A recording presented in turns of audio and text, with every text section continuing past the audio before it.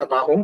കഴിഞ്ഞ ദിവസം കർത്താവിന്റെ ദാസൻ തോമസൻ പാസ്റ്റർ ആ ഫ്ലൈറ്റ് ദുരന്തത്തിന്റെ കാര്യം പറഞ്ഞ് പ്രാർത്ഥിക്കാൻ ആഹ്വാനം ചെയ്തു. यह दिन परमेश्वर की दास थॉमसन पास्टर ने अपने जो हवाई जहाज के एक्सीडेंट के बारे में बोल के प्रार्थना करने के लिए मौका मिला है। ഒരുപാട് അനർത്ഥങ്ങൾ ലോകത്ത് നടന്നുകൊണ്ടിരിക്കുകയാണ്. बहुत सारे अनर्थकारी हमारे दुनिया में हो रहा है। ഇപ്പൊ എല്ലായിടങ്ങളിലും മഴയുടെ വെള്ളപ്പൊക്കത്തിന്റെ കെടുതിയിലാണ്. अभी सभी जगह में जो बारिश के बाढ़ आने के द्वारा बहुत सारे नुकसान हो रहा है। കഴിഞ്ഞ ദിവസവും പൂനായിലെ ഒരു പാലം വീണ് പലരും മരിക്കാനിടയായി. आगे दिन पूना में एक पुल गिर के बहुत सारे लोग दुनिया छोड़ के चले गया है। അനേകര് വലിയ പ്രത്യാശയോടും സന്തോഷത്തോടും കൂടെ അവരുടെ ഒരു ദിവസം സന്തോഷിക്കാൻ പോയതാണ് അവിടെ. अनेक लोग अपना दिन जो खुशी मनाने के लिए वहां चले गए थे। എന്നാൽ സംഭവിച്ചത് അവര് പ്രതീക്ഷിക്കാത്ത കാര്യമാണ് സംഭവിച്ചത്. लेकिन जो वहां हुआ है कि वो नहीं सोचा है वैसा ही संभव हुआ है। ഞാൻ ഓരോ ദിവസവും പ്രാർത്ഥിക്കും, ഒരു ദിവസം തന്നതിനാൽ ദൈവത്തിന് സ്തോത്രമെന്ന് പറയും. मैं हर एक दिन यही प्रार्थना करता हूँ, परमेश्वर एक नया दिन दिया है इसलिए धन्यवाद। രാത്രി കിടന്നുറങ്ങുന്നു, രാവിലെ സന്തോഷത്തോടെ ഉണർത്തുന്നു. रात को हम लेट जाता है, सोता है, सवेरे हमें जगाता है। ദൈവം നമുക്ക് തരുന്നതായ എല്ലാ ഉപകാരങ്ങൾക്കും നന്ദി പറയുന്നവരായിരിക്കണം ദൈവമക്കൾ. परमेश्वर हमें देते हुए सारे उपहारों के लिए धन्यवाद करने वाला होना चाहिए परमेश्वर के बच्चे लोग। ഞാൻ കഴിഞ്ഞ ദിവസം എന്റെ പ്രാർത്ഥനയിൽ ദൈവം എനിക്കൊരു ആലോചന തന്നു. मैंने गया दिनों में प्रार्थना करने के समय परमेश्वर ने मुझे एक चिंता दिया है। അതിനകത്തുനിന്ന് എനിക്ക് പ്രതീക്ഷ ഇങ്ങനെ വർദ്ധിച്ചു വന്നു. ഇത് എവിടാണെന്ന് പ്രസംഗിക്കുന്നെന്ന് ഓർത്ത് ഇങ്ങനെ കാത്തിരിക്കുകയായിരുന്നു. उनमें से मेरे अंदर ऐसा आशा बढ़ते हुए आया, ये संदेश कहाँ दूं ये मैं सोच रहा था। അപ്പോഴുണ്ട് രാത്രിയില് 10:30 ആയപ്പോൾ രാജു പി നായർ പാസ്റ്റർ പറഞ്ഞു, എന്നെ ഒന്ന് സഹായിക്കണമെന്ന്. तो कल रात को 10:30 बजे राजू पी नायर पास्टर ने मुझे फोन करके बताया है कि मुझे थोड़ा मदद करना। അപ്പോ അങ്ങനെയാണ് ഈ പ്ലാറ്റ്ഫോമിൽ ഞാൻ പ്രസംഗത്താനായിട്ട് വന്നത്. ऐसा ही आज के इसी दिन इस प्लेटफॉर्म में संदेश देने के लिए मुझे अवसर मिला है। അപ്പൊ എനിക്ക് ഭയങ്കര സന്തോഷമായി, ദൈവം എനിക്ക് തന്ന വചനം പ്രസംഗിക്കാൻ അവസരം കിട്ടിയല്ലോ എന്ന്. मैं बहुत खुश हुआ कि परमेश्वर ने मुझे दिया हुआ जो संदेश बांटने के लिए मुझे परमेश्वर अवसर दिया है। നമുക്ക് ആ വചനം ഒന്നിച്ച് ചിന്തിക്കാനുള്ള ദൈവകൃപ കർത്താവ് തരട്ടെ. अब सब मिलकर एक साथ मनन करने के लिए परमेश्वर हमें अवसर दे। നമ്മുടെ ഈ പ്ലാറ്റ്ഫോമിൽ വരുന്നവര് എന്റെ ചിന്തയിൽ എല്ലാവരും ദൈവവിശ്വാസികളാണ്. मेरा विश्वास में ये चिंता में ये है कि इस प्लेटफॉर्म में आने वाला सब परमेश्वर पर विश्वास करने वाला है। ഞാൻ രാജു പി നായരെ വിളിച്ച സമയത്ത് തന്നെ ജോയ് പാസ്റ്ററെ വിളിച്ചു. ജോയ് പാസ്റ്ററെ, രാജു പാസ്റ്റർ എന്നോട് പറഞ്ഞു എന്നെ സഹായിക്കണമെന്ന്. അതുകൊണ്ട് ഞാൻ ജോയ് പാസ്റ്ററോട് പറഞ്ഞു എന്നെ സഹായിക്കണേന്ന് പറഞ്ഞു, തയ്യാറാണെന്ന് പറഞ്ഞു. राजू पास ने मुझे बोला है कि आप मुझे मदद करो करके, मैंने हाँ बोला। उसके बाद मैं जॉय पास्टर को फोन करके बोला मुझे आप मदद करना, तो वो भी हाँ बोला है। അപ്പൊ രാജു പി നായർ പാസ്റ്റർ ഒരു കാര്യം കൂടെ പറഞ്ഞു. राजू पी नायर पास्टर और एक बात ने मुझे कहा है, ജോർജ് തോമസ് പാസ്റ്റർ ജോയ് പാസ്റ്ററോട് മിണ്ടിയാ മതി, അറ്റൻഡ് ചെയ്യുമെന്ന് പറഞ്ഞു. जॉय पास्टर से अगर बात करेगा तो जॉय पास्टर हाँ बोलेंगे। അപ്പൊ ഞാൻ പറഞ്ഞു അതാണ് റിലേഷൻ എന്ന് പറഞ്ഞു. मैंने कहा ये है हमारा दोनों के संबंध, അതാണ് ബന്ധം. वो है हम दोनों एक साथ जो संबंध है। കർത്താവ് നമ്മളെ അനുഗ്രഹിക്കട്ടെ. प्रभु हम सबको आशीष करे। എനിക്ക് ദൈവം ഒരു ദൈവിക ശബ്ദമായി കിട്ടിയ ഒരു വാക്കാണ് 1 തെസ്സലോനിക്ക ലേഖനം 5-ാം അധ്യായത്തിന്റെ 27-ാമത്തെ വാക്യം. मुझे परमेश्वर की ओर से मिला हुआ एक शब्द था कि पहले തെസ്സലോനിക്ക പത്രി 5-ാം അധ്യായം उसकी 27 आयत। കർത്താവാണ് സഹോദരന്മാരെയൊക്കെയും ഈ ലേഖനം വായിച്ചു കേൾപ്പിക്കണം. मैं तुम्हें प्रभु की शपथ देता हूँ कि यह पत्री सब भाइयों को पढ़कर सुनाई जाए। പെട്ടെന്ന് എന്റെ ഒരു ചിന്ത ഇങ്ങനെ വന്നു. अचानक मुझे ऐसा एक विचार आया है, ആണ ഇടരുതെന്നാണ് ദൈവവചനം പറയുന്നത്. जो शपथ ना करना है करके परमेश्वर के वचन कहता है। അത് മത്തായിയുടെ സുവിശേഷം 5-ാം അധ്യായത്തിന് 33 മുതലുള്ള വാക്യം വായിക്കുമ്പോൾ मत्ती का सुसमाचार 5वां अध्याय उसके 33 आयत हम पढ़ेगा तो वहां पर कहता है कि तो शपथ ना कर। അവിടെ പറയുന്നത് കള്ളം പറയരുത്, കള്ളസത്യം ചെയ്യരുതെന്നാണ് കർത്താവ് അത് ആരംഭിക്കുന്നത്. झूठ ना बोलना और झूठी शब्द ना कहना. അത് മത്തായിയുടെ സുവിശേഷം 5-ാം അധ്യായത്തിന്റെ 33 മുതലുള്ള വാക്യത്തിലാണ് അത് പറയുന്നത്. ये मत्ती का सुसमाचार 5वां अध्याय उसकी 33 आयत से ये बातें कहते हैं. കള്ളസത്യം ചെയ്യരുത്, तुम झूठी शब्द ना कहना. എന്നും സത്യം ചെയ്ത് കർത്താവിന് നിവർത്തിക്കണമെന്നും പൂർവന്മാരോട് അരുളി ചെയ്തത് നിങ്ങൾ കേട്ടിട്ടുണ്ടല്ലോ എന്ന് പറഞ്ഞു. फिर तुम सुन चुके हो कि पूर्व काल के लोगों से कहा गया था कि झूठी शब्द ना कहना परंतु प्रभु के लिए अपने शब्द को पूरी करना. ഈ യേശു കർത്താവ് ലോകത്തിൽ വന്നപ്പോൾ പിതാക്കന്മാരോട് ദൈവം പറഞ്ഞ കാര്യങ്ങളുടെ പൂർത്തീകരണമാണ് യേശു ലോകത്തിൽ വന്നപ്പോൾ സംസാരിച്ചുകൊണ്ടിരിക്കുന്നത്. जब यीशु मसीह इस दुनिया में आया तभी उसने जो बातें किया हुआ है, जो पूर्व लोगों से जो कहा हुआ उसी बातों को लेकर उसको पूरी कर रहा है. അപ്പൊ അത് പൂർവന്മാരോട് അരുളി ചെയ്തിട്ടുണ്ടല്ലോ എന്നാ പറഞ്ഞ്. यह कहता है पूर्व काल के लोगों से यह बातें कहा गया था. അതിന്റെ 34-ാം വാക്യത്തിൽ ഞാനോ നിങ്ങളോട് പറയുന്നത്, जो अब 34 आयत में कहता है परंतु मैं तुमसे यह कहता हूं कि അശേഷം സത്യം ചെയ്യരുത്. कभी शब्द ना कहना. അപ്പോ പറയുന്നത് ഇങ്ങനെയാണ്, അശേഷം സത്യം ചെയ്യരുത്. तुम आवे प्रेसलोड बिल्कुल या प्रेसलोड कभी भी शब्द ना कहना. സ്വർഗത്തെ കൊണ്ടരുത്. स्वर्ग के बारे स्वर्ग ना तो स्वर्ग की, അത് ദൈവത്തിന്റെ സിംഹാസനമാണ്. क्योंकि वह परमेश्वर का सिंहासन है. ഭൂമിയെ കൊണ്ടരുത്. ना धरती की, അത് എന്റെ പാദപീഠമാണ്. क्योंकि वह उसके पाँव की चौकी है. യെരൂശലേമിനെ കൊണ്ടരുത്. ना यरूशलेम की, അത് എന്റെ മഹാരാജാവിന്റെ നഗരമാണ്. क्योंकि वह महाराजा के नगर है. തലയെ കൊണ്ട് സത്യം ചെയ്യരുത് എന്നും പറഞ്ഞു. अपने सिर की भी शब्द ना खाना है करके कहा है. എനിക്ക് ചില വ്യക്തികളെ നേരിട്ടറിയാവുന്ന ചിലരെയുണ്ട്. मुझे कुछ लोगों को मैं आमने सामने जानता हूँ. വ്യഭിചാരം ചെയ്തേച്ച് പിടിക്കപ്പെടുമ്പോൾ മക്കളുടെ തലയെ കൈവച്ചിട്ട് ഈ കുഞ്ഞുങ്ങളാണ്, ഞാൻ അത് ചെയ്തില്ല എന്ന് പറഞ്ഞിട്ടുള്ളവരെ എനിക്ക് നേരിട്ടറിയാം. जो विचार में पकड़ा हुआ है उन्हें जब पकड़ा जाने के समय अपने बच्चों के सिर पे हाथ रखकर शब्द कहता है कि मैंने ऐसा काम नहीं किया. അത് നമ്മള് നോർത്ത് ഇന്ത്യക്കാരുടെ ഇടയിലും ഇങ്ങനെ സത്യം ചെയ്യുന്നത് ഉണ്ട്. नॉर्थ इंडिया लोगों के बीच में भी हमें जब उत्तर भारत में ये बातें हम देखते हैं कि ये शब्द खाने के विषय में നമ്മുടെ ഇടയിലും ദൈവത്താണ് ഞാൻ അറിഞ്ഞേ ഇല്ലെന്ന് പറയുന്നവരുണ്ട്. हमारे बीच में भी ऐसा लोग कहता है कि परमेश्वर की शब्द मैं ऐसा बातों को नहीं किया, नहीं जानता. ആണ ഇടരുതെന്നാ ദൈവം പറഞ്ഞേ. परमेश्वर के वचन कहता है कि तुम शब्द ना खाना. എന്ന് പറഞ്ഞാൽ നീ ഒരു വാക്ക് പറഞ്ഞാൽ അത് ശരിയായിരിക്കണമെന്നാണ് അതിന്റെ അർത്ഥം. उसके मतलब ये है कि अगर तुमने एक बात बोला है वो उसका सच्चाई होना चाहिए. അപ്പൊ ദൈവം പറയുന്നത് നമ്മൾ അനുസരിക്കാനുള്ളതാണ് നമ്മുടെ കർത്തവ്യം. परमेश्वर ने हमसे जो कहते हैं हम उसको आज्ञाकारी होके रखना है. എന്റെ പിതാവ് ഞങ്ങളെ വിളിച്ചിട്ട് പറയുമായിരുന്നു, मेरे पिता ने हमको बुलाकर ऐसा कहते हैं, കള്ളം പറയരുത്. तुम झूठ ना बोलना. ഒരു കള്ളം പറഞ്ഞാൽ 9 കള്ളം പറഞ്ഞതിനെ നേരെ കൊണ്ടുവരാൻ ഒക്കത്തില്ല. क्योंकि तुम एक झूठ बोलेगा तो और 9 झूठे बोल के भी उसको सच्चाई में ला नहीं सकता है. സത്യം പറഞ്ഞൊരു കൊല്ലുക, കൊല്ലട്ടെന്ന് എന്റെ പിതാവ് ഞങ്ങൾക്ക് പറഞ്ഞു തരുമായിരുന്നു. जब सच्चाई बोलने के समय अगर तुम्हें मर डालेगा तो भी चलेंगे, लेकिन तुम झूठ ना बोलना. അപ്പോൾ ഇവിടെ അപ്പോസ്തലനായ പൗലോസ് പറയുകയാണ്, കർത്താവാണ് ഈ ലേഖനം എല്ലാവരെയും വായിച്ചു കേൾപ്പിക്കണം.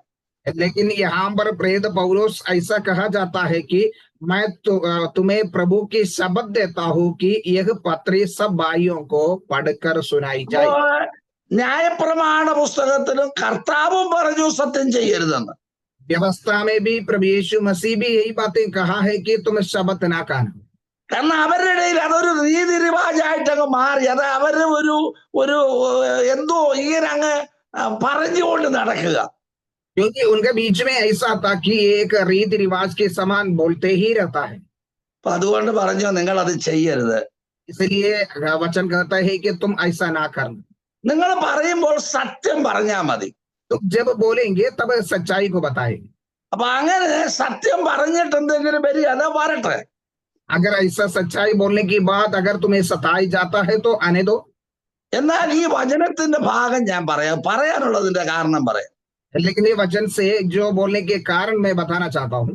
ഞാൻ കർത്താവിന് തിരുമേശ്വര ശുശ്രൂഷ നടത്തി കഴിഞ്ഞ് मैंने जब प्रभु भोज की सेवाइयां करने की बाद സഹോദരി സഹോദരന്മാർ എഴുന്നേറ്റ് വിശുദ്ധ ചുംബനത്തിന് ആഹ്വാനം ചെയ്യുമ്പോൾ जैसे भाई बहन लोग खड़ा होकर भाई लोग आपस में बहन लोग आपस में प्रेम चुंबन देने के लिए जब कहते हैं, ഈ വചനം വായിച്ചിട്ടാണ് ആ ചുംബനം ചെയ്യാനുള്ളതായ അവസരം ഞാൻ കൊടുക്കുന്നത്. ये वचन को पढ़ने के बाद मैंने अवसर देता हूँ कि तुम आपस में चुंबन देने के लिए। അപ്പോൾ അതിന്റെ 12 മുതലുള്ള വാക്യമാണ് ഞാൻ സാധാരണ വായിക്കുന്നത്. इसके 12 आयत से मैं ऐसा पढ़ाया जाता है। അപ്പൊ ഇത് വായിക്കുകയും പറയുകയും ചെയ്യിക്കുകയും ചെയ്യുന്നത് ഒരു വലിയ പ്രത്യാശ കർത്താവ് നമുക്ക് തന്നു. ये पढ़ना और पढ़ा के सुनाना लोगों को समझाना ऐसा एक आशा परमेश्वर ने दिया है। 5-ാം അധ്യായത്തിന്റെ 8-ാമത്തെ വാക്യത്തിൽ ഇങ്ങനെ പറഞ്ഞിട്ടുണ്ട്.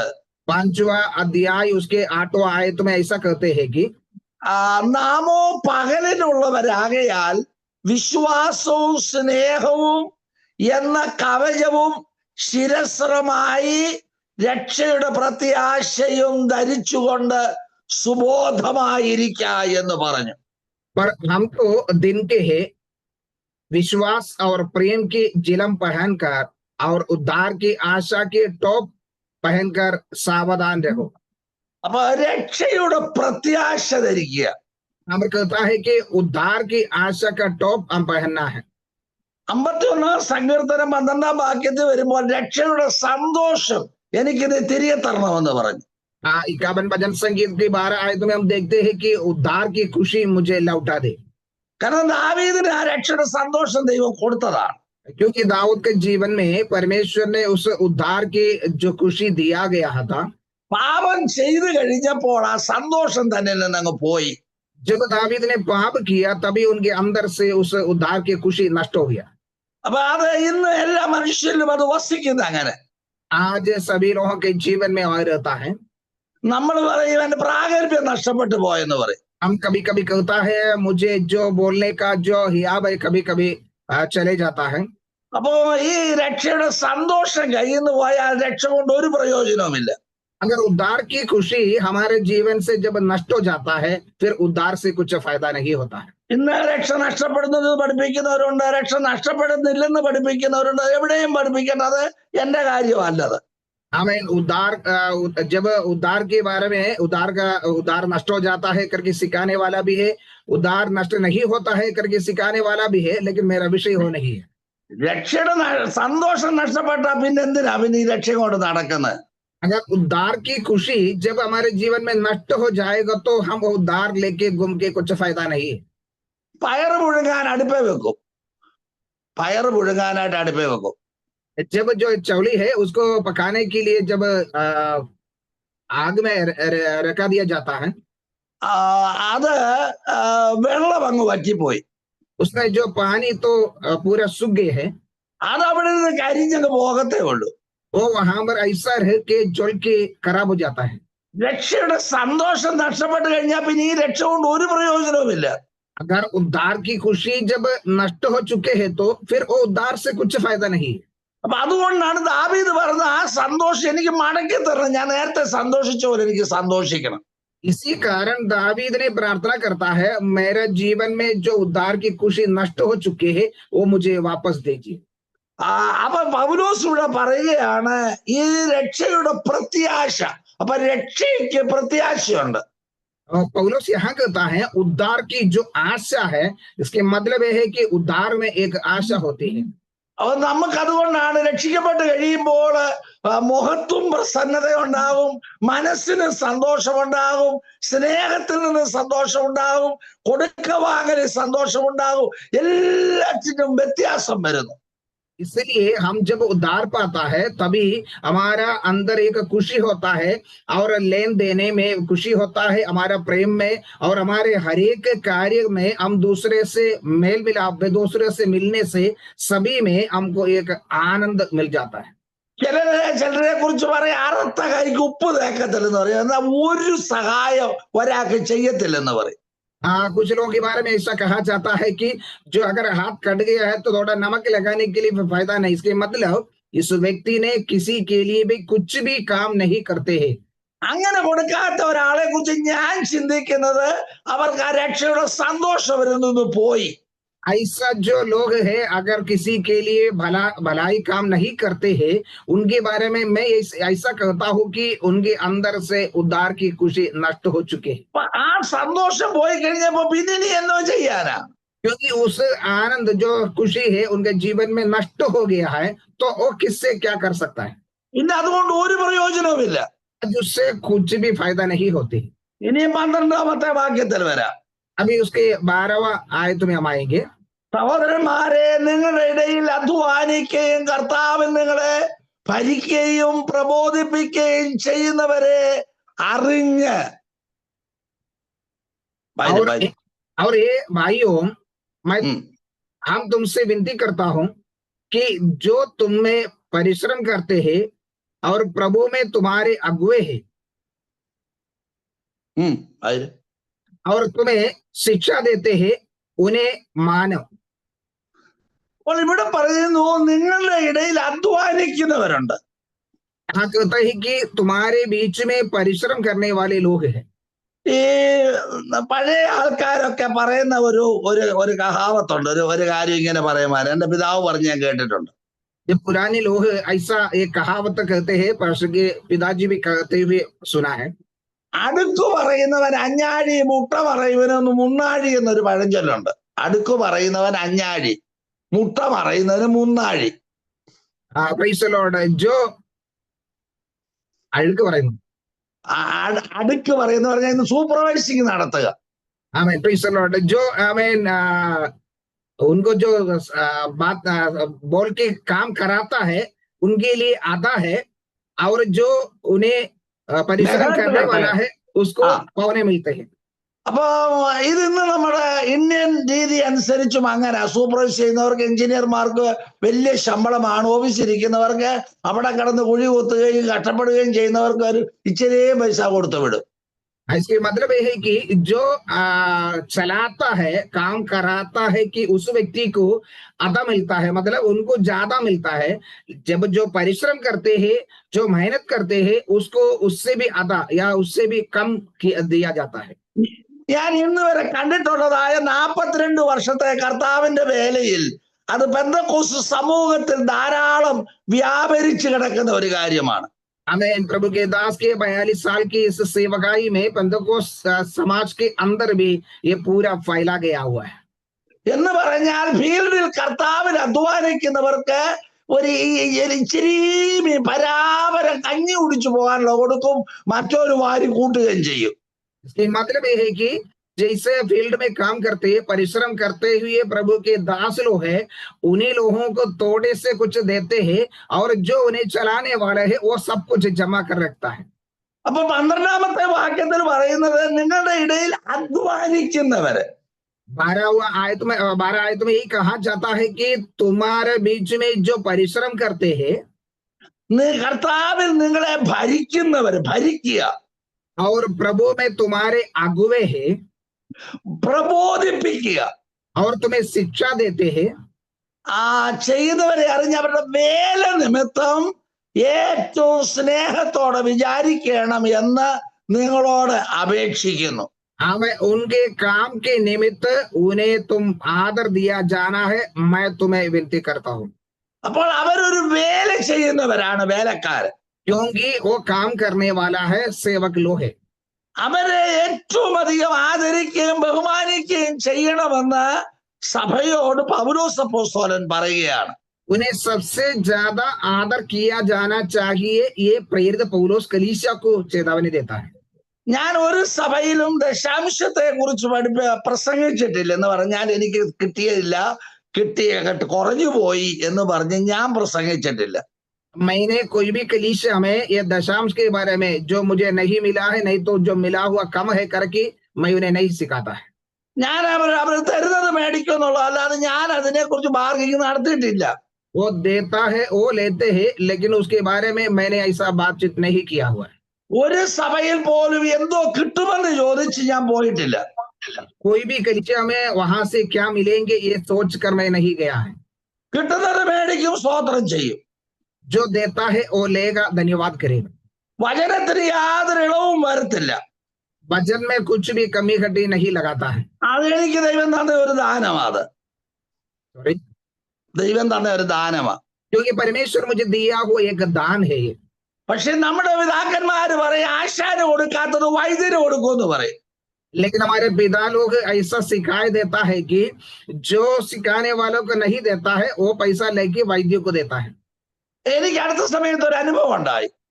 मुझे ऐसा एक अनुभव हुआ है। ഞാൻ ശുശ്രൂഷിക്കുന്ന സഭയിലെ ഒരാൾ എനിക്ക് 4000 രൂപ തരും മാസം, വേറൊരാള് 3000 തരും.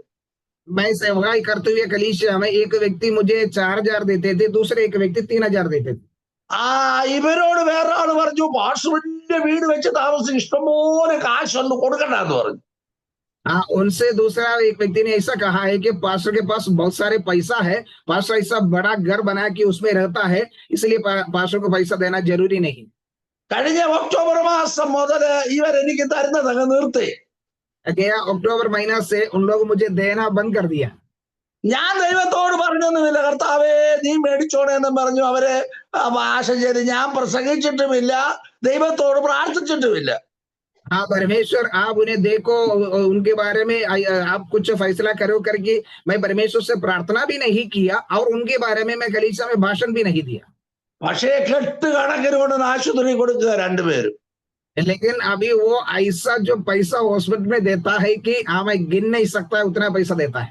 അതാ വൈദ്യർ, അതാ പഴയ ആൾക്കാർ പറയുന്നത് ആശാനെ പഠിപ്പിക്കുന്നത്, ആശാന് കൊടുക്കുന്നത് വൈദ്യന് കൊടുക്കുമെന്ന് പറഞ്ഞത് അതാ. हाँ, इसलिए जो पुराने लोग सिखाया गया है कि जो तुमको सिखाने वालों को नहीं देता है तो वो तुम हॉस्पिटल में दे देंगे। ഇനി ഒത്തിരി കാര്യം അതിനകത്തുണ്ട്. അപ്പൊ ഇവിടെ വായിക്കുന്നു, പ്രബോധിക്കുകയും ചെയ്യുന്നവരെ അറിഞ്ഞ് അവരുടെ വേല നിമിത്തം ഏറ്റവും സ്നേഹത്തോടെ വിചാരിക്കണം. यहाँ पर कहता है जो तुम्हारे बीच में परिश्रम करता है वो प्रभु में तुम्हें अगुए है और तुम्हें शिक्षा देते हैं, उन्हें मानो। ഞാൻ കഴിഞ്ഞ ദിവസം ഒരു മരണ വീട്ടിൽ അനുശോചനം പറഞ്ഞപ്പോൾ ഒരു കാര്യം പറഞ്ഞു. मैंने क्या दिनों में एक व्यक्ति गुजर गया है, उसके अंतिम संस्कार में वहां पर जब बात करने के समय मैंने एक शब्द कहा है, എല്ലാവരും പ്രാർത്ഥിക്കുന്നവരാണ്. सभी लोग है जो प्रार्थना करने वाला है। നമ്മുടെ ഇന്ത്യൻ പ്രധാനമന്ത്രി ഏതൊരു വിഷയം ഉണ്ടെങ്കിലും അദ്ദേഹം പറയും ഞങ്ങൾ നിങ്ങൾക്ക് വേണ്ടി പ്രാർത്ഥിക്കുന്നെന്ന് പറയും. अपने में जो प्रधानमंत्री है उनका भी कुछ विषय है तो वही कहता है मैं तुम्हारे लिए प्रार्थना करूंगा। ഏതായാലും കേരള മുഖ്യമന്ത്രിയുടെ വായിൽ നിന്ന് നാളിതുവരെ അങ്ങനെ ഒരു വാക്ക് കേട്ടിട്ടില്ല. लेकिन केरला मुख्यमंत्री के मुंह से ऐसा कुछ शब्द नहीं सुना है। എന്ന് പറഞ്ഞാൽ എല്ലാവരും പ്രാർത്ഥിക്കുന്നവരാ. लेकिन इसके मतलब है कि सभी लोग प्रार्थना करने वाला है। എന്നാൽ എന്റെ കാര്യം ഞാൻ പറയാം. लेकिन मेरा बात मैं कहना चाहता हूँ, ഏറ്റവും പ്രാർത്ഥനയുടെ മൂർച്ചയുള്ള മാതാപിതാക്കളുടെ പ്രാർത്ഥനയാണ്. सबसे जो तेज प्रार्थना है कि वो माता पिता की प्रार्थना है। എന്റെ ഈ ശബ്ദം കേൾക്കുന്നവരെന്ന് ചിന്തിച്ചു നോക്കിക്കേ. मेरे शब्द सुनने वाले आप लोग जरा सोच के देखिए, ബാക്കിയുള്ളവരെല്ലാരും പ്രാർത്ഥിക്കുന്നുണ്ട്, बाकी सभी लोग प्रार्थना करते हैं, പക്ഷേ മാതാപിതാക്കളുടെ പ്രാർത്ഥന അങ്ങനെയാണോ? लेकिन माँ बाप की प्रार्थना वैसा है क्या? അപ്പൊ പ്രാർത്ഥനയുടെ ഏറ്റവും സ്നേഹവും ആത്മാർത്ഥതയും പരമാർത്ഥതയും നിലനിൽക്കുന്നത് മാതാപിതാക്കളുടെ സ്നേഹത്തിൽ നിന്നാണ്. हमें जो प्रार्थना में सच्चाई से वो दिल के गहराई से प्रार्थना करते हैं, वो प्रेम जो माँ बाप की प्रार्थना में होते हैं। ആ ഒരു വാക്ക് വളരെ ഗ്രിപ്പ് പിടിച്ചു. हाँ, वो एक शब्द बराबर पकड़ लिया है। ഞാൻ അതിനകത്തുനിന്ന് ചില കാര്യങ്ങൾ പറഞ്ഞു. मैं उनमें से कुछ बातें कहा है। അപ്പോൾ ഇവിടെ പറഞ്ഞു ഏറ്റവും സ്നേഹത്തോടെ നിങ്ങൾ വിചാരിക്കണം. हम कहते हैं एकदम प्रेम से उसको आदर करना चाहिए। തമ്മിൽ സമാധാനമായിരിപ്പീൻ. एक दूसरे से मेल मिलाप होना चाहिए। ഇനി 14-ാം വാക്യത്തിൽ വായിക്കുന്നു, സഹോദരന്മാരെ ഞങ്ങൾ നിങ്ങളെ പ്രബോധിപ്പിക്കുന്നത്. और 14 आयत में ये कहता है, और हे भाइयों हम तुम्हें समझाते हैं ക്രമം കെട്ടവരെ ബുദ്ധി ഉപദേശിപ്പീൻ. कि जो ठीक चाल नहीं चलते उनको समझाओ। അപ്പൊ ക്രമം കെട്ട് നടക്കുക. जो ठीक रीति से नहीं चलते। അപ്പൊ ആ സഭയ്ക്കൊരു നിയമമുണ്ട്, ആ നിയമത്തിന് അപ്പുറത്തിറങ്ങി നടക്കുക. कलीसिया का एक नियम या कानून होता है, उसे छोड़ के चलने वाला। ഇന്ന് പല സഭകളിലും ആ കറുപ്പ് കച്ച പോലുള്ള കറുത്ത ഡ്രസ്സ് ധരിച്ചു വരിക ആണുങ്ങളും പെണ്ണുങ്ങളും. आजकल जो आप कलीसिया में देखते हैं, आमीन, आदमी और औरत या दोनों लोग एकदम काला काला कपड़ा पहन के घूमते हैं, ചുവപ്പ് വസ്ത്രം ധരിച്ചു വരിക. नहीं तो एकदम लाल कपड़ा पहन के आता है। അപ്പോൾ വിശുദ്ധന്മാരുടെ ഇടയിൽ ആദിമകാലം മുതൽ അങ്ങനെ അല്ലായിരുന്നു. पवित्र लोगों के बीच में पहले समय में वैसा नहीं थे। യോഗ്യമായ വസ്ത്രം ധരിക്കുവാനും योग्य रीति से वस्त्र पहनते थे। ഒരു ഡ്രസ് കൊണ്ടാണ് അവരുടെ സ്ഥാനങ്ങൾ മനസ്സിലാക്കുന്നത്. एक वस्त्र के द्वारा उनका जो पद समझा जाता है। ഒരാശുപത്രിയിൽ ചെന്ന ഇവിടുത്തെ നേഴ്സ് ആരാന്ന് ചോദിച്ച് നടക്കണ്ട, ഡ്രസ് കോഡ് കൊണ്ട് അറിയാം. एक हॉस्पिटल में जाएगा, वहां के नर्स कौन है करके ढूंढ के जाना जरूरी नहीं है, उनके वस्त्रों से हम पहचान लेता है। ഒരു പോലീസുകാരനെ കണ്ടാൽ നീ പോലീസുകാരാണെന്ന് ചോദിക്കാൻ ഡ്രസ് കോഡ് കണ്ടറിയാം. एक पुलिस वाले के पास जाके पूछने का जरूरी नहीं है कि पुलिस वाला कौन है, क्योंकि उसका वस्त्र से पहचाना जाता है। ഒരു പുരോഹിതനെ കണ്ടാലോ ഡ്രസ് കോഡ് കൊണ്ടറിയാം. एक याचक को देखेगा तो उनका वस्त्र को देख के पहचान जाता है। അപ്പൊ ആരെയും ഡ്രസ് കോഡ് കൊണ്ട് അവരുടെ കാറ്റഗറി, അവരുടെ ആ പ്രവർത്തനത്തെ കുറിച്ച് നമുക്കറിയാം. कोई भी व्यक्ति को उनके वस्त्रों के द्वारा उनका जो पद, उनका जो अवस्था समझाया जाता है। ഒരു പൈലറ്റിനെ കണ്ടാൽ ഡ്രസ് കോഡ് കൊണ്ടറിയാം. പൈലറ്റ്, एक हमें जो हवाई जहाज चलाने वाला उसको देखेगा तो उनका वस्त्र से पहचाना जाता है। അപ്പോൾ ഇവിടെ വായിച്ചത് ക്രമം കെട്ട് നടക്കുന്നവരെ ബുദ്ധി ഉപദേശിപ്പീൻ. यहाँ पर ऐसा कहता है कि जो ठीक चाल नहीं चलते हैं उनको समझाओ। എന്റെ ശുശ്രൂഷയിൽ എനിക്ക് ചില കുഴപ്പങ്ങൾ ഇങ്ങനെ പറ്റിയിട്ടുണ്ട്. मेरे सेवकाई में कभी कभी ऐसा कुछ गलतियां होते हैं। അപ്പോൾ ഒരു അമ്മാമ വലിയ കാശുകാരത്തെയാ. एक पैसा वाली एक आंटी है। അമ്മാമ ഞാൻ ഉപദേശം പറഞ്ഞു, അമ്മാമ കരഞ്ഞു. मैंने जब उपदेश बोलने के समय वो आंटी वहां बैठ के रोने लगा। അമ്മാമ കരഞ്ഞപ്പോ സഭ കരഞ്ഞു. जो आंटी वहां रोने के समय सारे कलीसिया रोने लगी। സഭ കരഞ്ഞപ്പോ സെൻട്രൽ പാസ്റ്റർ കരഞ്ഞു. जब कलीसिया रोने के समय जो सेंट्रल पास्टर वो रोने लगी। എനിക്ക് സ്ഥലമാറ്റം കിട്ടി പെട്ടെന്ന്. मुझे जल्दी वहां से दूसरे जगह में ट्रांसफर मिला। ഇത് ഇന്ന് അതുകൊണ്ട് ആരെ ഉപദേശിക്കാനൊക്കത്തില്ല. इसलिए आज किसी को भी उपदेश दे नहीं सकता है। അപ്പൊ ക്രമം കെട്ടവരെ ബുദ്ധി ഉപദേശിപ്പിക്കാൻ പറഞ്ഞു. ബുദ്ധി ഉപദേശിപ്പിക്കാൻ ഒക്കാത്ത കാലത്താണ് നമ്മൾ നിൽക്കുന്നത്. यहाँ कहते हैं जो ठीक रीति से चाल चलन नहीं होते हैं उन्हें समझाओ, लेकिन आज के जमाने में उन्हें समझा नहीं सकते हुए अवस्था में पहुंच गया। ഉൾക്കരുത്തില്ലാത്തവരെ ധൈര്യപ്പെടുത്താൻ പറഞ്ഞു. ഉൾക്കരുത്തില്ലാത്തവരെ, മനക്കട്ടിയില്ലാത്തവരെ ധൈര്യപ്പെടുത്താൻ പറഞ്ഞു. और जो कहता है कायरों को टाटस दो, ബലമില്ലാത്തവരെ താങ്ങുവാൻ പറഞ്ഞു. निर्बलों को संभालो, എല്ലാവരോടും ദീർഘക്ഷമ കാണിപ്പീനെന്ന് പറഞ്ഞു. सबकी ओर സഹനശീലത दिखाओ। സഭയിൽ യോഗ്യമായ വസ്ത്രം ധരിക്കാതെ വരുന്നവരെ ഉപദേശിച്ചവരെ നേരെ വഴി നടത്തത്തില്ല. जो कलीसिया में योग्य रीति से वस्त्र नहीं पहनते हैं उन्हें उपदेश देके ठीक रीति में नहीं चलाता है। ഭാഷ പ്രസംഗിക്കത്തുമില്ല, ആ വിഷയത്തെ തൊടത്തില്ല. भाषण भी देता है नहीं है, उस विषय के बारे में कुछ भी समझाता नहीं। എന്നാൽ ദശാംശം കുറഞ്ഞാൽ ഉടനെ ഭാഷ പ്രസംഗിക്കും. लेकिन दशांश कम हो गया है तो पास्टर उसके बारे में भाषण देता है। ഞാൻ നേരെ തിരിച്ച, मैंने सीधा उल्टा ही काम करते हैं। ദശാംശത്തിലെ ഞാൻ ആ വിഷയം തൊടത്തു പോലുമില്ല. दशांश नहीं देता है तो उसी विषय में मैं स्पर्श नहीं करता है। പക്ഷേങ്കിൽ അയോഗ്യമായ വസ്ത്രം ധരിച്ച് ആരാധനയിൽ വന്നാൽ ഞാൻ ശാസിക്കും. लेकिन अयोग्य रीति से वस्त्र पहन के कलीसिया में आएगा तो मैं उसको डांटते हैं। എല്ലാവരോടും ദീർഘക്ഷമ കാണിക്കാൻ പറഞ്ഞു. सभी लोगों से सहनशीलता रखने के लिए कहता है। സാധാരണ കർത്താവിന്റെ തിരുമേശ കഴിയുമ്പോഴാണ് ഈ വാക്ക് വായിക്കുന്നത്. ये प्रभु पहुंच होने के बाद इस वचन को पढ़ाया जाता है, പക്ഷേ വായിക്കുന്നു ആരും ശ്രദ്ധിക്കുന്നില്ല. लेकिन जब पढ़ते हैं कोई ध्यान नहीं देते हैं। ഞാനും വായിച്ചുവിടും ശ്രദ്ധിക്കുന്നില്ല.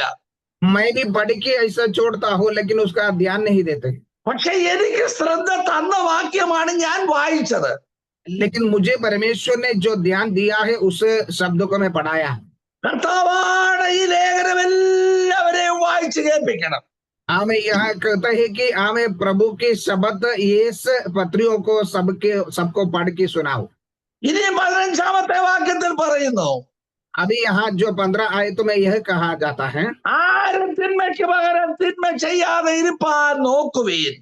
सावधान कोई किसी से बुराई के बदले बुराई ना करे। എല്ലാം തമ്മിലും എല്ലാവരോടും എപ്പോഴും നന്മ ചെയ്തുകൊണ്ടിരിപ്പീൻ. पर सदा भलाई करने पर तत्पर रहो, आपस में और सबसे भी भलाई की चेष्टा करो। 16ാം വാക്യത്തിൽ വന്നപ്പോൾ जब 16 आयत में हम देखते हैं, എപ്പോഴും സന്തോഷിക്കാൻ പറഞ്ഞു. सदा आनंदित रहो, എപ്പോഴും സന്തോഷിപ്പീൻ.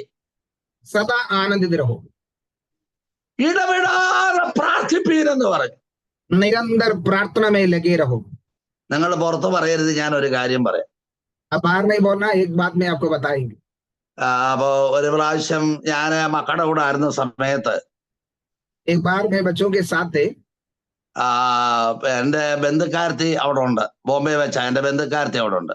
मेरा एक रिश्तेदार वहां पर थे। റിശ്തേദാറിന് എന്റെ മരുമോടെ അമ്മ അവിടെ ഉണ്ട്. मेरा जो बहू की माँ वहां थे।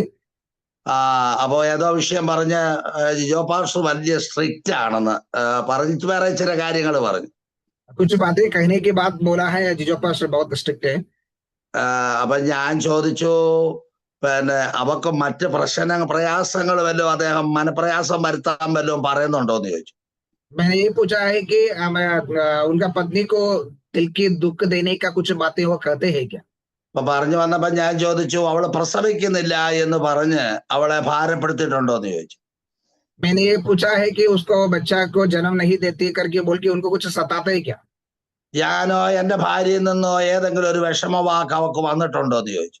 और मुझसे मेरे पत्नी से कुछ दुख देने वाला बातें कुछ हुआ है क्या, ये पूछा। അപ്പൊ അങ്ങനെ വന്നിട്ടില്ലെന്ന് വരിയിൽ ഞങ്ങളുടെ വീട്ടിൽ നിങ്ങളുടെ മകള് സുരക്ഷിതയാന്ന് പറഞ്ഞു. अगर ऐसा नहीं हुआ है तो आपका बेटी हमारे घर में एकदम सुरक्षित है। എന്റെ മകനെ സംബന്ധിച്ച് രണ്ട് കാര്യമുണ്ട്. मेरे बेटे के बारे में दो विषय हैं। എന്റെ അപ്പൻ എന്നെ പഠിപ്പിച്ചു, ഞാൻ എന്റെ മകനെ പഠിപ്പിച്ചു.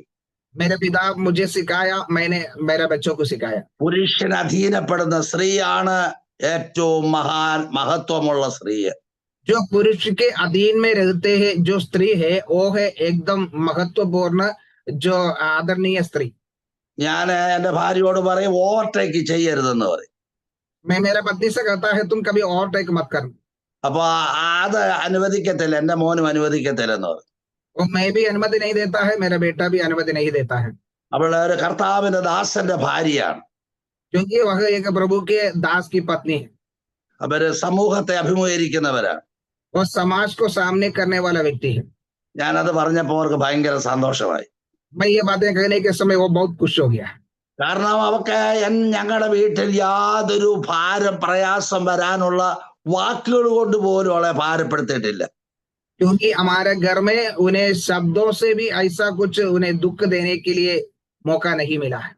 അപ്പൊ കാരണം ഉത്തരഭാരത്ത് ജീവിച്ചത് കൊണ്ട് മക്കളില്ലാത്ത പ്രസവിക്കാത്ത സ്ത്രീകള്, പെൺപിള്ളേർ തന്നെ പ്രസവിക്കുന്ന സ്ത്രീകൾ അനുഭവിക്കുന്ന പീഡകള് ഞാൻ ലൈവായിട്ട് നേരിട്ട് കണ്ടിട്ടുണ്ട്. क्योंकि उत्तर भारत में मैंने देखा है कि जो बच्चा नहीं देते हुए स्त्री और बच्चा देने वाला उन लोग का जो हमें रीति रिवाज या उनका जो काम मैंने आमने सामने देखा है।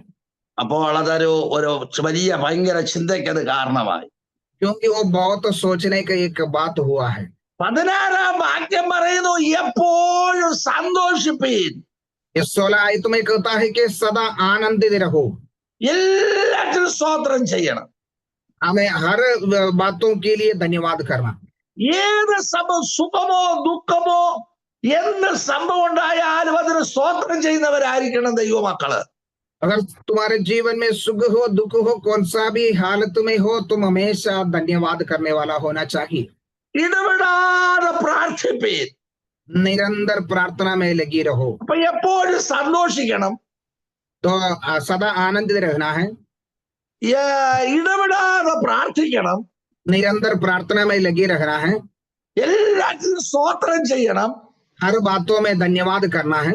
ഇതല്ലോ നിങ്ങളെ കുറിച്ച് ദൈവ ഇഷ്ടം.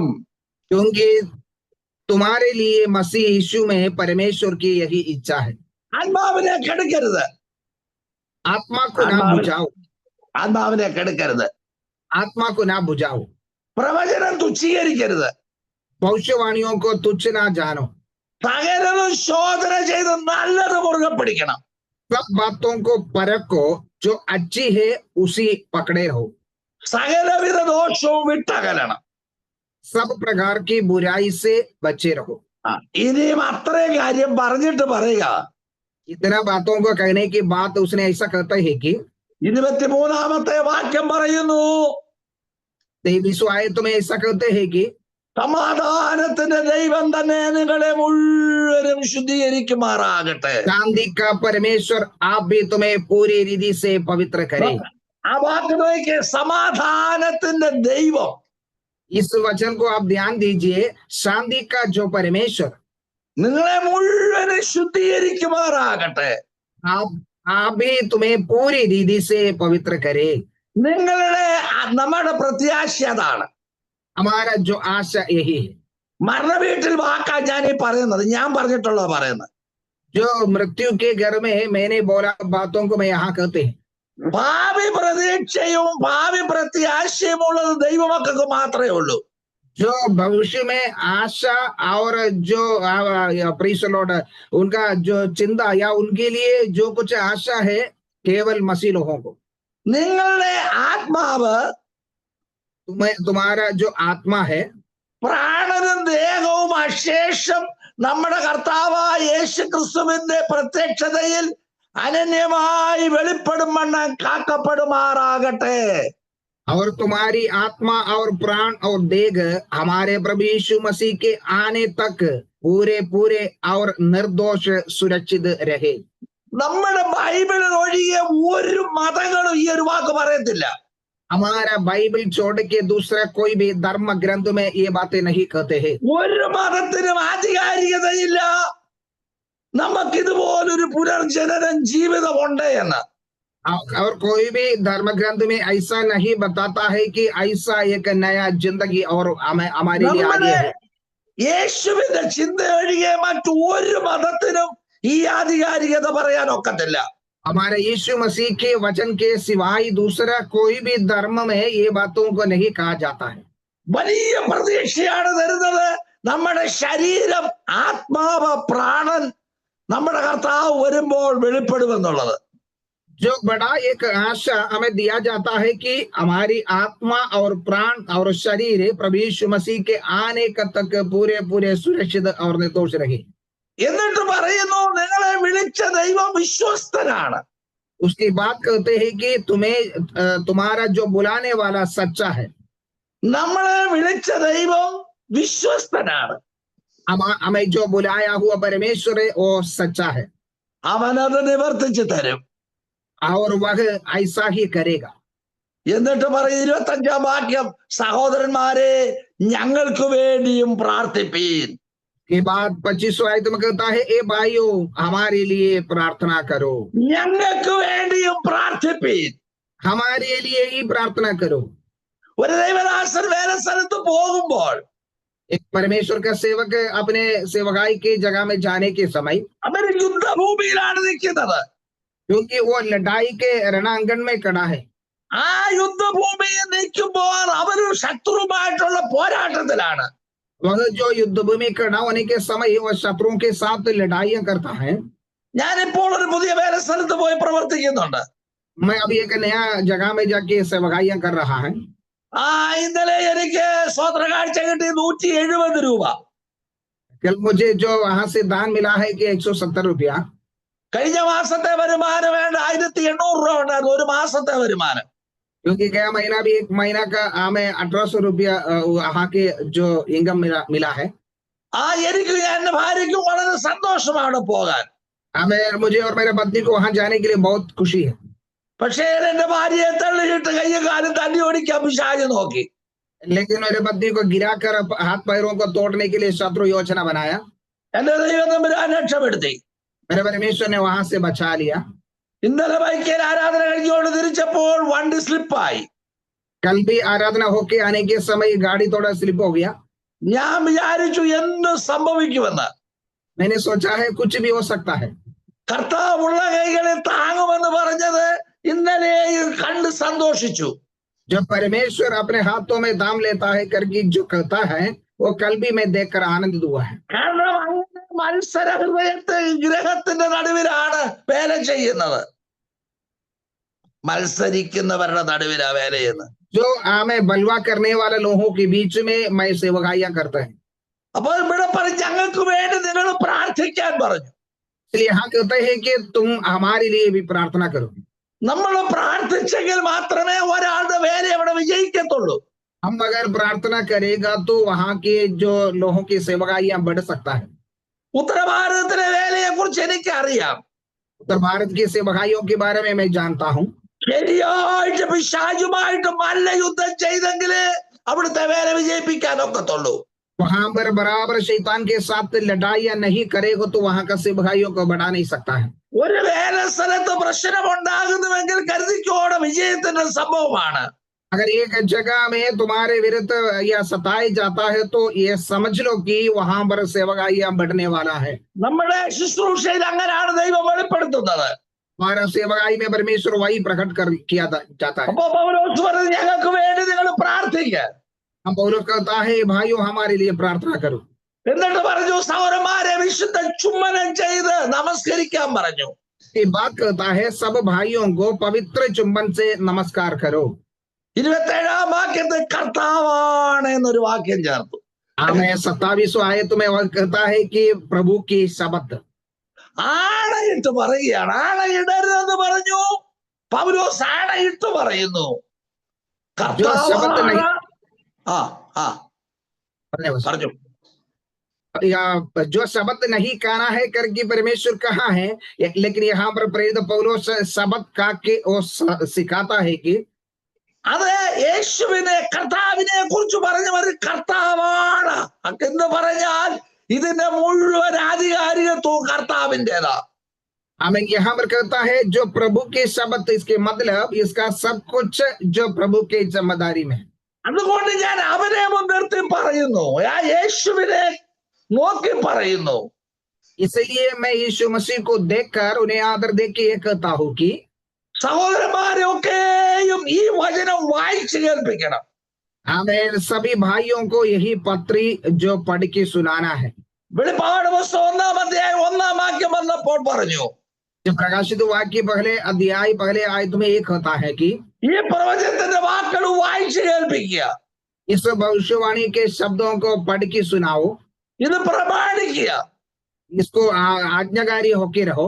ഭൂമിയിലെ ഭാഗ്യവാൻ എന്ന് പറയുന്ന അവരാണ്. जो धरती में जो धन्य लोग वही लोग हैं। ഞാൻ ഈ വചനം പറഞ്ഞ് ഞാനും ജോയ് പാസ്റ്ററും വചനം പറയുമ്പോൾ നമ്മളെക്കാൾ വലിയ ഭാഗ്യവാൻ ആരുമില്ല. मैं और जॉय पास्टर ये वचन को जब बोलने के समय हम में से धन्य और कोई नहीं है। അപ്പൊ വചനം ഇതിനിടയ്ക്ക് നിന്ന് ഒരാൾ വായിക്കുകയാണെങ്കിൽ അവരും ഭാഗ്യമുള്ളവരാണ്. बीच में अगर एक व्यक्ति ये वचन को पढ़ता है वह धन्य है। എന്റെ ശബ്ദം കേട്ട് ആർക്കെങ്കിലും വ്യത്യാസങ്ങൾ വരികയാണെങ്കിൽ അവര് ഭാഗ്യമുള്ളവരാണ്. मेरे शब्दों को सुन के किसका जिंदगी में बदलावट आता है वो भी धन्य है। നമ്മൾ പാടുന്നതോ പ്രാർത്ഥിക്കുന്നതോ വചനം പ്രസംഗിക്കുന്നതോ ഈ അന്തരീക്ഷത്തിലുണ്ട്. हम जो वचन पढ़ते हैं, गीत गाते हैं, प्रार्थना करते हैं, ये सब कुछ हमारे वातावरण में ऐसा ही रहते हैं। 5 വർഷത്തിന് മുമ്പൊക്കെ ഞാൻ ഫേസ്ബുക്കിൽ ഇട്ടത് അവര് പിന്നെയും തിരിച്ച് ഫേസ്ബുക്കിൽ വരുത്തുന്നുണ്ട്. मैं 5 साल के पहले अगर फेसबुक में कुछ डाल दिया है, वो 5 साल के बाद में भी उन्हीं लोग उसको वापस डालते रहते हैं। എന്റെ ദൈവം തമ്പുരാൻ പറഞ്ഞു, ഈ ആകാശവും ഭൂമിയും ഒഴിഞ്ഞു പോയാലും मेरे परमेश्वर के वचन यही कहा जाता है कि ये आकाश और धरती ढल जाएगा तो भी ഈ ദൈവത്തിന്റെ വചനത്തിൽ ഒരു മാത്രയോ ഒരു ബിന്ദുവോ മാറിപ്പോകയില്ല എന്ന് പറഞ്ഞു. परमेश्वर के वचन से केवल एक मात्र भी निकल नहीं जाएंगे। ദൈവത്തിന് സ്തോത്ര. കർത്താവാണ് ഈ ലേഖനം എല്ലാവരെയും വായിച്ചു കേൾപ്പിക്കണം. प्रभु की स्तुति हो। हमें कहता है कि प्रभु की शब्द देता हूं कि यही पत्र सब भाइयों को पढ़कर सुनाई जाए। എല്ലാവരെയും വായിച്ചു കേൾപ്പിക്കണം. सभी भाइयों को, सभी लोगों को पढ़ के सुनाना है। എത്രയും പ്രാപ്തിയുണ്ടോ അത്രയും വായിച്ചു കേൾപ്പിക്കണം. इतना आपको हो सकता है उतना तक आप सबको पढ़ के सुनाइए। നമ്മുടെ കർത്താവായ യേശു ക്രിസ്തുവിന്റെ കൃപ നിങ്ങളോടുകൂടെ ഇരിക്കുമാറാകട്ടെ. हमारे प्रभु यीशु मसीह के अनुग्रह तुम पर होते रहे। ഒരാശംസ വാക്കോടുകൂടെ പൗലോസ് തെസ്സലോനിക്കർക്ക് എഴുതിയ 1-ാം പുസ്തകം അങ്ങനെ അവസാനിപ്പിക്കുകയാണ്. पौलुस तेस्सलोनिके को लिखा हुआ पहला पत्र एक आशंसा के साथ वहां पर खत्म किया जाता है। അപ്പൊ നമുക്കൊരു പ്രത്യാശ അവിടെ തന്നത്, तो हमको एक आशा वहां पर दिया गया है। നമ്മുടെ ശരീരവും ആത്മാവും പ്രാണനും കർത്താവായ ദൈവത്തിന്റെ അടുക്കലുണ്ട്. हमारा शरीर और प्राण आत्मा परमेश्वर के पास है। പക്ഷേ ഉണ്ടാകണമെങ്കിൽ ഈ ലേഖനം വായിച്ചു കേൾപ്പിക്കണം. लेकिन वैसा होना चाहिए तो ये पत्र आप पढ़ के सुनाना है, വായിച്ച് കേൾപ്പിക്കുന്നവൻ ഭാഗ്യവാനാണ്. क्योंकि ये पढ़ के सुनाने वाला धन्य है। അപ്പോൾ അങ്ങനെയെങ്കിൽ നമ്മൾ ഓരോ ദിവസം രാവിലെ പ്ലാറ്റ്ഫോമിൽ വരുമ്പോൾ തോമസൻ ഭാഷ പറയുന്നത് പോലെ നമ്മൾ ഭാഗ്യവാന്മാരാണ്. ऐसा है तो हर दिन हम इस प्लेटफॉर्म में इकट्ठे होते हैं जब तुम संभाषण करते हुए हम सब लोग धन्य हैं। അത് രാവിലെ എഴുന്നേറ്റ് പ്രാർത്ഥനയ്ക്കായി വരുന്നത് ഭാഗ്യമുള്ളവരാണ്. भोर को उठकर प्रार्थना के लिए आता है और धन्य है। നമ്മളെക്കാൾ ഭാഗ്യമുള്ള ഒരു ഭൂമിയിൽ ആരും കാണുകയില്ല. हमसे धन्य लोग कोई भी ये धरती पर नहीं है। പക്ഷേ നമ്മുടെ ഭാഗ്യ ലോകത്തിൽ ആർക്കും കാണാൻ കഴിയുകയില്ല. लेकिन हमारा जो धन्य पद है ये दुनिया के लोगों को देख नहीं सकता है। പക്ഷെ കാണാൻ കഴിയാത്തത് ഒരു ദിവസം കർത്താവ് നമ്മളെ കാണിക്കും. लेकिन ये देख नहीं सकता हुआ ये बातें एक दिन परमेश्वर हमें दिखाएंगी। ദൈവം തമ്പുരാന്റെ ദൂതന്മാരെല്ലാം രേഖ പോലെ എഴുതി വെച്ചിരിക്കുക. परमेश्वर के स्वर्गदूत ये सब कुछ लिखी रखा हुआ है। സ്വർഗത്തിൽ ചെല്ലുമ്പോൾ ഇതെല്ലാം നമ്മളെ തിരിച്ചു കാണിക്കും. वहां पर स्वर्ग में हम जाएंगे तब हमको ये सब कुछ दिखाई देंगे। വചനത്തിലേക്ക് വരാം. ഈ ലേഖനം എല്ലാവരെയും വായിച്ചു കേൾപ്പിക്കണം. वचन में आएंगे हम कहते हैं कि यह पत्र सबको पढ़ के सुनाना चाहिए। കർത്താവായ യേശു ക്രിസ്തുവിന്റെ കൃപ നിങ്ങളോടുകൂടെ ഇരിക്കുമാറാകട്ടെ. हमारे प्रभु यीशु मसीह का अनुग्रह तुम पर होते रहो। എന്റെ ശബ്ദം കേൾക്കുന്ന എല്ലാവരോടും കൂടെ ഇരിക്കുമാറാകട്ടെ. मेरा शब्द सुनने वाला सभी के ऊपर ये अनुग्रह होता रहे। ദൈവത്തിന്റെ കൃപ നമുക്കുണ്ടാകട്ടെ. സമയം അനുവദിച്ചെന്ന ദൈവദാസന്മാർക്ക് നന്ദി പറയുന്നു. വിശേഷാൽ രാജു പി നായർ പാസ്റ്റർക്ക് നന്ദി പറയുന്നു. അവസരം അദ്ദേഹം എനിക്ക് തന്നതുകൊണ്ട് നന്ദി പറയുന്നു. आमेन। Praise the Lord. मुझे अवसर दिया हुआ सभी को प्रभु यीशु मसीह के नाम से धन्यवाद देता हूँ। राजू पास्टर के लिए भी मैं धन्यवाद देता हूँ।